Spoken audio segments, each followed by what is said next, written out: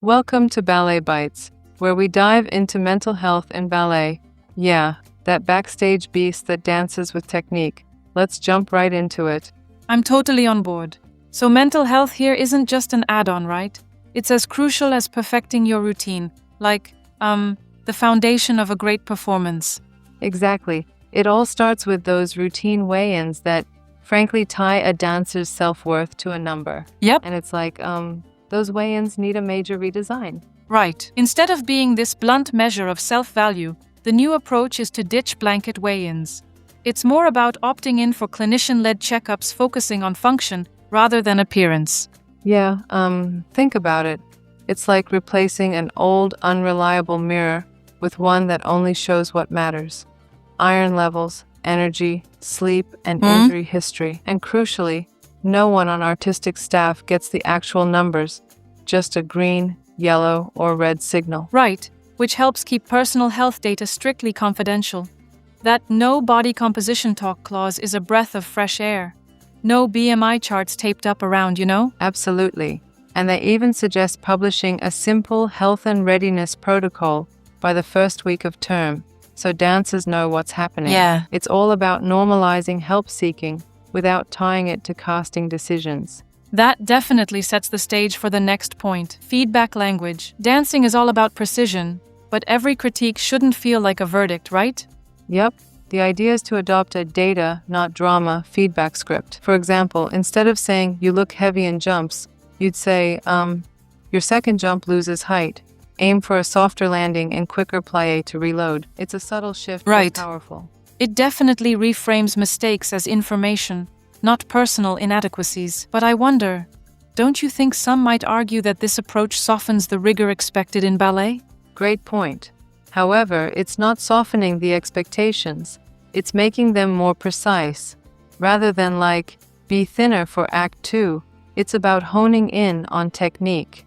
Sustain length through your ribs and back to keep the phrasing buoyant. It's still exacting, just more constructive. That makes sense. And then, there's the matter of casting notes and audition results. Aren't those presentations still a major source of anxiety? Exactly, which is why the proposal here is to split casting communication into two documents, one for listing roles and another that details the criteria, like musicality, stamina, partnering security, rehearsal responsiveness. Right. That way, dancers know the why behind decisions.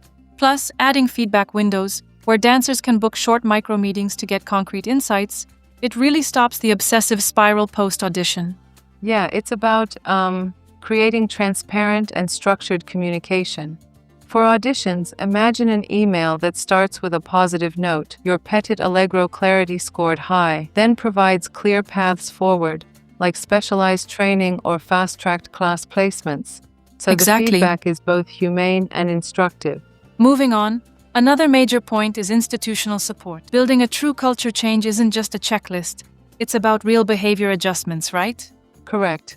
They propose a speak-up channel that bypasses the traditional hierarchy. This channel, reviewed by HR and an external ombudsperson, ensures reporting is confidential and prompt.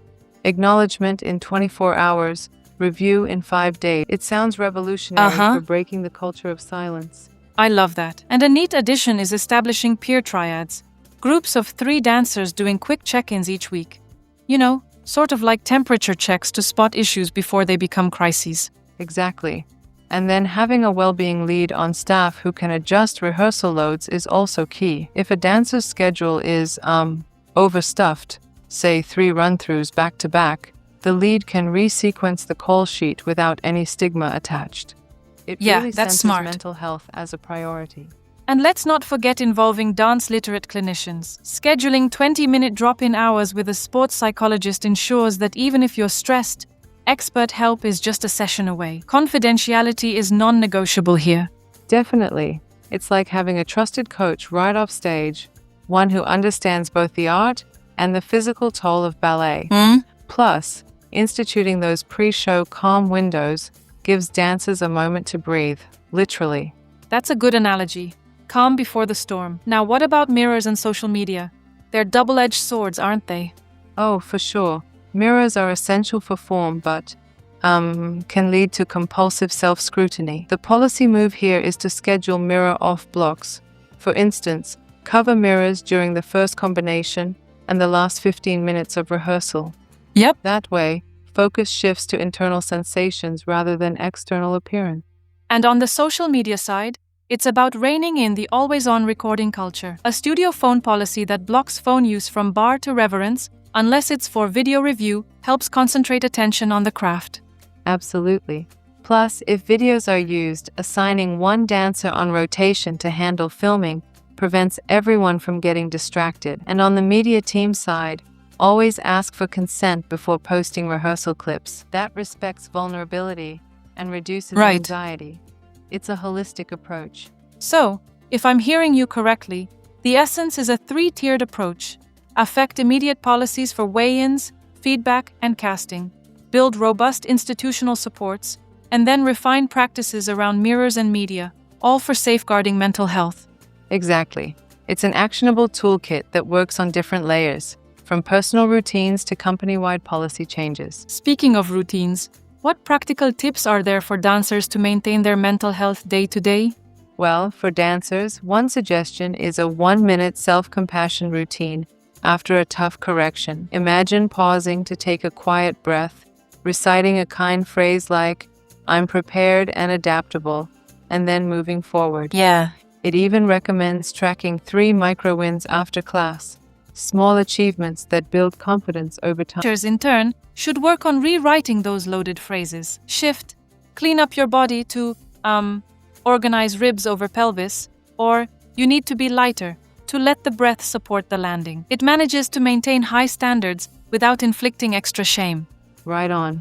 And directors and admins have a role here too. They can publish the new weigh-in policy, the casting criteria sheet, and the speak-up channel details before rehearsal starts for the season. Plus, budget an hour per month for mental skills workshops, practical, repeatable strategies that really make a difference.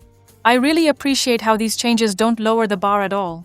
Instead, they actually promote consistency and excellence. A dancer without the added weight of shame can focus better on timing, nuance, and musicality. Exactly. It's like, when you clear the clutter from your mind, your technical skills have room to shine. It's smart, not soft. And as the guidelines say, when mental health is baked into scheduling, feedback, and casting transparency, excellence gets easier to repeat. There's even a quick case example that illustrates this. Before these changes, a dancer might spiral after a small mistake, thinking, "I'm failing." Post-change, the correction is specific. Count 5 to 6 traveled. Try a smaller step on 3 so you arrive early. That constructive note is what builds resilience. Absolutely. And that's how the entire system benefits. Fewer overuse injuries, steadier performances, and a culture that attracts talent because it genuinely cares about each dancer. It's about turning mental health into a non-negotiable component of technique. If you're a school or a company leader, you can kick off the change by announcing 2 immediate policies: no blanket weigh-ins and a clear, transparent casting criteria sheet. That immediate step builds momentum. For sure. And for dancers, having that mental reset message, "I'm prepared and adaptable," one breath, one cue, one choice, can be a mantra to stick on their locker. It's these small, consistent reminders that rewire perfectionism from self-attack into skill building. It really comes down to a shift in culture, where every correction, every everyday routine contributes to a healthier, more resilient dance environment. Exactly. When mental health takes center stage alongside technique, everyone benefits. Dancers, teachers, artistic directors alike. Right. So, while the proposals are detailed, they all aim at one goal: a more supportive, transparent, and resilient ballet world. That's it from our Ballet Bites today. Whether you're practicing self-compassion or rewriting policies, remember that mental health isn't just a side note. It's the foundation for peak performance.